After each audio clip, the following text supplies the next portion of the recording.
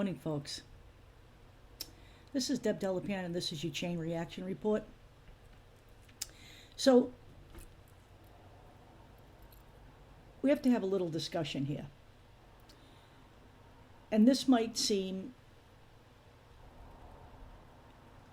kind of like a disjointed conversation, but actually everything we're going to talk about right now this morning is intertwined very deeply. And it is a process that is happening in real time here that we need to wake up and respond to. Because at the end of the day,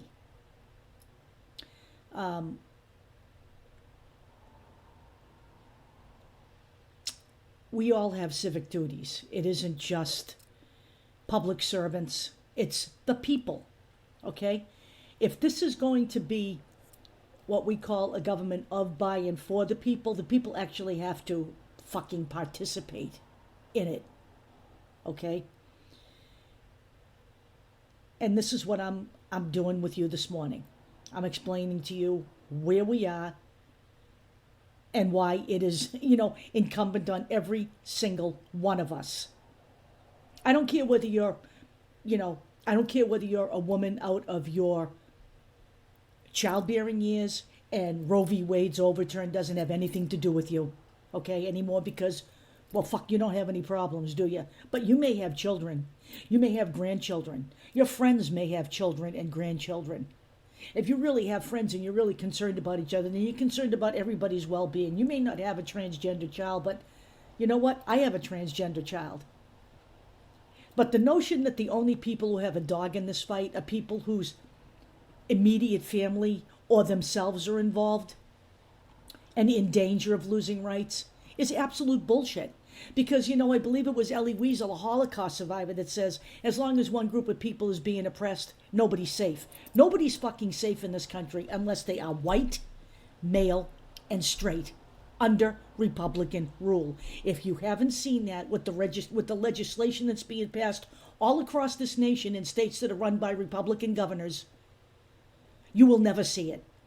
If you are like me and you are looking at the legislative tracker on your Google history tracker on your browser. I keep it on my browser. I can just click on it and it pops up. I'm watching legislation being passed to oppress transgender and gay people like never before. I'm watching. I have the gun. The gun, the good marker, the abortion, what's going on state by state. They're all on my browser so that I can access them easily. The gun tally people, there's like 3 or 4 of those people. We're the only country in the world that needs that kind of shit, by the way. You can track mass shootings as, early as a few hours after they happen. Because there are people that look at that and analyze the numbers and look at where we're going.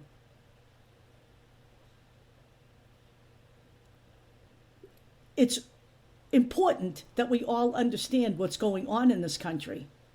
So we're going to start by talking about participation.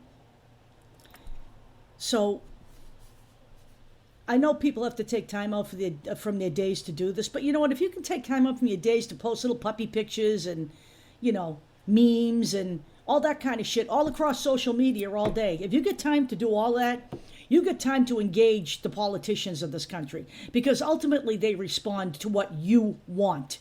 They don't wake up in the morning and assume what you want. They need to hear from you. If you think this stuff doesn't happen and it doesn't change the picture, let me give you first a personal experience, and then I'll tell you about something that just happened in Wyoming. When I was young, back in 1994, I became involved with the Human Rights Campaign. It was when the Human Rights Campaign was pretty small still, but they were still based in Washington. I actually made trips down there to meet with them. Now, I was just a citizen. I wasn't paid by them. I lived at the time in Gloucester, and I became the coordinator for the 6th Congressional District of Massachusetts, which was the guy who was in office at that time was a Republican. His name was Peter Torkelson. His office was in Salem, Mass. I met with Peter Torkelson several times. In all of the time he was in office, I went to his office. I made appointments. Sometimes I just showed up. At the time I took over that district, Peter Torkelson was a 53% voter on gay and lesbian issues. And by the time he was voted out of office and the seat was taken by a Democrat, which made my life so much easier, quite frankly. I actually never had to argue with a legislator after that. He was at 83% voting rights in favor of gay rights. And that kind of took him out of favor with his own party. But he did it anyway. He did it by being convinced that we all have rights. And those of us who were working in those positions, and it wasn't just me, there were other people in Massachusetts, other people across the country doing this. We would stand out and protest in front of his office if we had to, until he talked to us. Now, for those of you who think that you can't change the lever, you can't turn the lever the other way, you actually can. But you actually have to do it.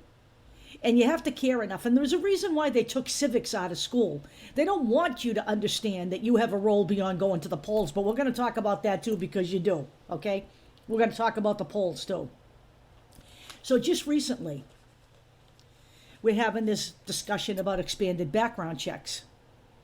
And we had a pretty decent piece of gun legislation pass the House, as it always does. Why? Because the House has a very large and strong Democratic majority. It whipped through the House last night and passed. Will it die in the Senate? Because I can give you a list of gun bills that have died in the Senate over the years. Because we don't have a big majority in the Senate, and the GOP moves to block it every single time. Because they want you to believe in a country where mass shootings are an anomaly here. It doesn't happen anywhere else. It does not happen anywhere else. In no other country do you hear about a graduation party where kids go to school armed. What the fuck is wrong with you?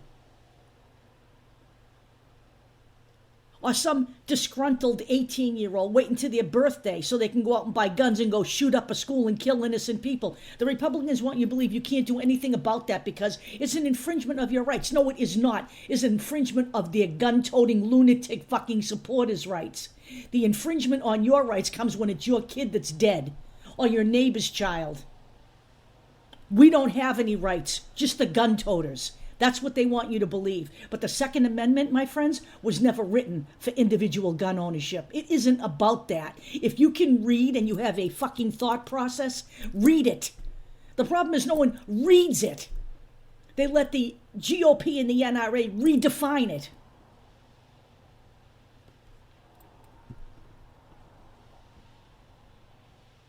But in the state of Wyoming, we had a representative named Cynthia Lummis, Lummis, who was dead set against expanded background checks. She was not going to support that bill. She received so many phone calls from people in her constituency that she has now completely changed her mind and will support expanded background checks. If you are a legitimate gun owner, a private citizen who is law-abiding, you don't have a problem with any of that. If you have nothing to hide, you don't have a problem. It's the same thing with Jim Jordan refusing to fucking appear before the J6 Commission. He's got something to fucking hide.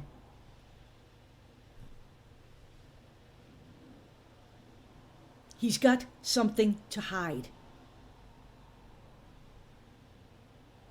If you are a legitimately careful, law-abiding citizen, you don't have a problem with your gun being registered so that it's traceable. You don't have a problem with your gun being registered because it's not going to be used in a crime. That's why. If you are a law-abiding citizen, you don't have a problem with raising the age of buying a weapon, whether it's automatic or semi-automatic. Let's go through the semantics again, please, because what the fuck difference does it make? In this country, every gun is an assault weapon.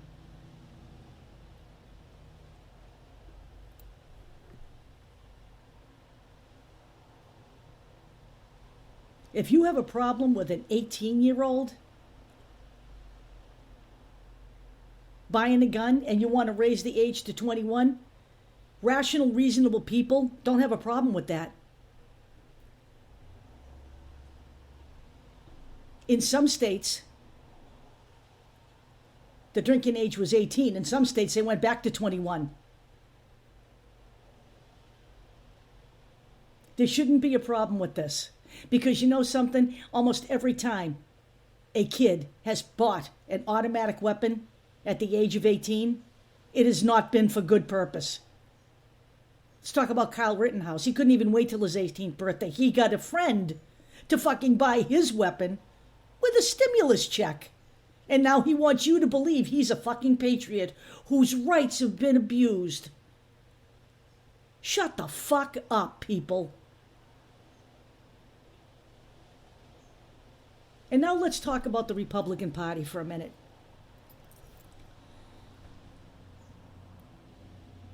The Republican Party is counting on taking back power in 2022 during the midterms.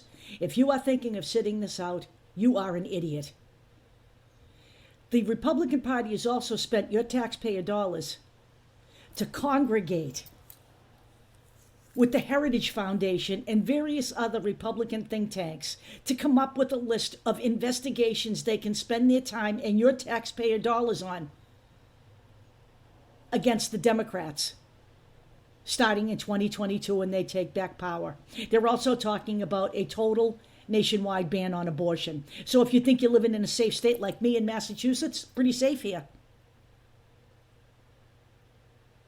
You need to make sure they don't take back power. It's as simple as that. I understand that history has shown that whoever the party is in power, they lose that power at the midterms. That doesn't have to fucking happen. Okay? It's not a preordained event. It happens because the party in power is the party you like and you don't show up to vote, except unless you're a right-winger, they show up to vote every fucking time out. And now the Democratic people need to do the same goddamn thing. In North Carolina, they're going door to door. When we go out there on the streets for Roe v. Wade, we're going to talk about you need to vote Democrat if you care about these rights. Because that's really where we are right now. We are in multiple states test driving authoritarian rule. Florida is one, Arizona is another. There are other states. There used to be swing states in this country. We can't even count on those anymore. Because why? Because the Republicans have done what the Democrats have failed to do. And I'm not talking just about the politicians. I'm talking about the fucking people. You and me. They have pushed their legislators, and that is why we are where we are today. They have literally come up with a list of 23 investigations. They want to investigate Anthony Fauci. For what? For doing his job in the middle of a pandemic? There are over 1 million people dead in the United States. It did not have to be this way, no matter what anyone's telling you. And you know what? There have been legislators involved in J6 who have refused to show up for the J6 commission, and there has been a refusal to indict some of them. Yes, by the Merrick Garland administration. So if I were Anthony Fauci and they conduct an investigation, I wouldn't even bother to fucking show up. He's been in front of Congress so many times it's ridiculous, and yet we can't hold Donald Trump accountable for seditious treason? You're going to be shitting me, dude. Because if you're going to watch anything the next few days, you better tune into the J6 insurrection hearings, because your ear is going to stand on end. We had a situation in this country where those people broke into the Capitol with the intent of doing harm. They beat some people within an inch of their fucking lives.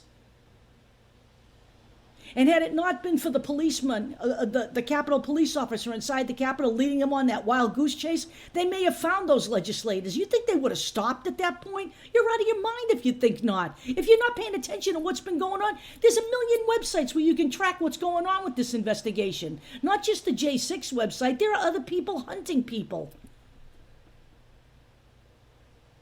But that's not where the prosecution should stop. The prosecution should stop where they started. And this was, no matter what the Republicans are telling you, a concerted effort to overthrow the government and retain power for Donald Trump. Period. End of story. There is no, this was just a spontaneous riot. That's bullshit. So I'm telling you right now, if you want these people prosecuted, and I sure do, I want the Jim Jordans and the Mo Brookses and the Marjorie Taylor Greens and anyone else who was involved, the clown that led the tour under the Capitol.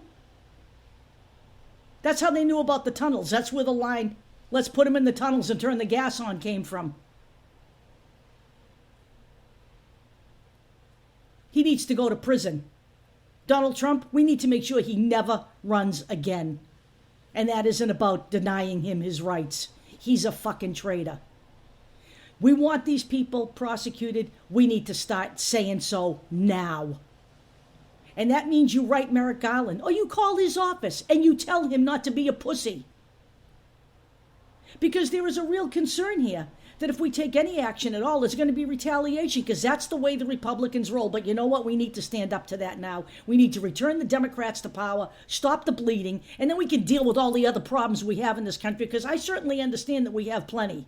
But right now, the clear and present danger in this nation is authoritarian rule.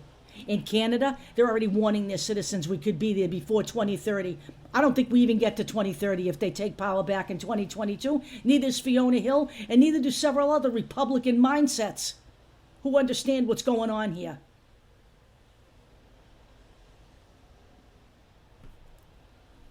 That's about it. But you need to understand this. This is not a joke. And this is not a dress rehearsal, because these people are like children. If you don't ever have any limits on your children, they just keep doing the same shit over and over again. You let your dog piss in the house on the floor, he's going to keep pissing in the house on the floor. He's not just going to figure it out himself. You let the right wing get away with J6. And if you don't think this will happen again, and the next time it happens, there'll be more than 10,000 people, which was already enough to overrun the Capitol Police. If you don't think that that will happen again, you are very naive. Because if they can't steal this election legitimately, and they are working on it, they are installing Donald Trump acolytes in the very positions in your states that regulate the elections. The Secretary of State positions are very important. In Arizona, they got Mark Fincham, a QAnon supporter and an election denier, running for Secretary of State. In another state, I can't remember which state it is. Is it Nevada? I think it's Nevada. The woman running for Secretary of State there is already being charged with 10 felonies for the last election. She's running again. Oh, because why? Because we're a free country. Not for long. Wake up. Wake up. Okay? Don't let the people on social media tell you the parties are the same, because they aren't. One party is filing bills to overturn a bunch of shit. One party is filing bills to oppress people. It is not the Democrats. It is the GOP. I'll talk to you all later.